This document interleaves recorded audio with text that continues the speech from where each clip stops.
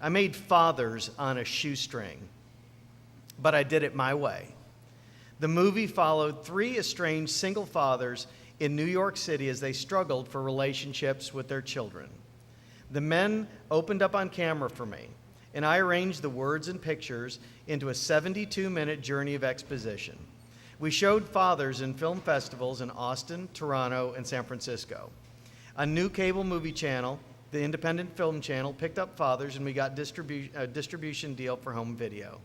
Emil and Berthold got their money back. I got my start. When I start new productions, I sometimes think about a day Emil joined me in the editing suite while we cut one of the interviews for fathers. I shot a conversation between me and one of the fathers, Jim Scardello, on a bench in Central Park one Saturday. For more than an hour, Jim spouted fragmented information and loose, incomplete thoughts. As interviews went, I had a knife fight on my hands.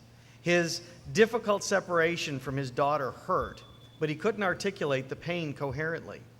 Jim fought back tears most of the time, further breaking up his ability to tell me substantial details. Sitting off camera, I spent half the time considering if I could even include this in the movie. Complicating matters further, I chose the bench, the day, and the time so we'd be near a popular playground at peak time. In review, I earned the blame for the ham-handed juxtaposition of his interview with the sound and images of nearby children playing in full voice. Emil reviewed the footage with me on the day I remember so vividly. I'll never forget his disapproving, full-throated groan when he saw it. The long, low sound he made conveyed the physical pain amateurish production and bad ideas often caused him. Or that's what he liked us to think.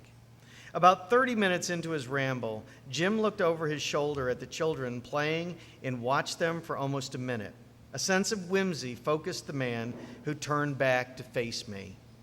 When Jenny was little, like 3 years old, she was this tiny, tow-headed little girl.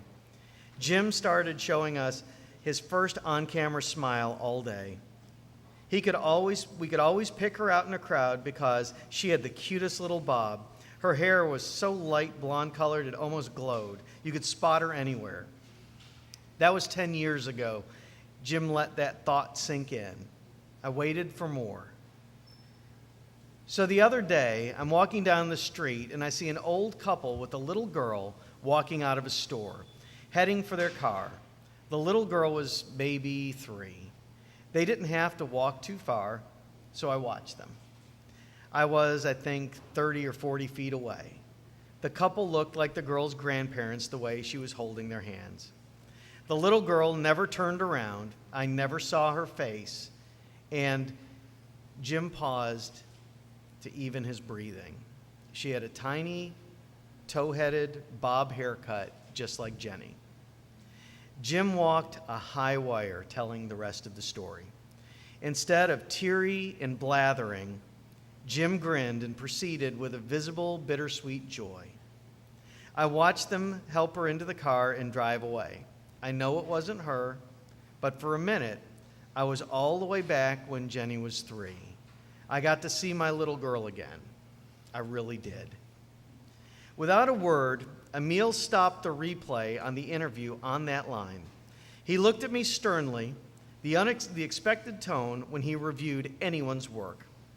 We accepted his frequent disapproval. We hoped to avoid loud berating. You did everything wrong in setting up this interview, Emil told me with no expression, not even raising his voice. But do you see what you get if you don't interrupt? You should take this over to your old professors at NYU and tell them to show this in their class. They should make those students sit through all this crap to show them what happens if you're patient with your subject and your shot. You've done everything you can to make this interview a mess, and that's why it's almost total shit. Your subject, this Jim, he babbles on and on and on, unusable. And you sabotaged him by sitting him next to that playground. For God's sake, don't ever do that again. Then Emil held up one index finger between us and dove into a silent pause. One of his signals a lesson was on the way. He tightly locked eyes with me, making sure he possessed my undivided attention before proceeding. But, he lifted his outstretched finger even higher for emphasis, you waited long enough. You gave him enough time and space to let him tell you something you didn't expect, and it turned out to be very good. Very, very good. It even works with the children making all the noise in the background. Emil never separated compliments from criticism. His lesson emphasized one of the points he repeated frequently about persistence as a filmmaker. As ordered, I brought that raw footage to NYU Film School with a note from Emil, and they used the clip in documentary classes as a lesson for years. I still haven't figured out if it's an embarrassment or an accolade. I only know the scene worked. Thank you. Thanks.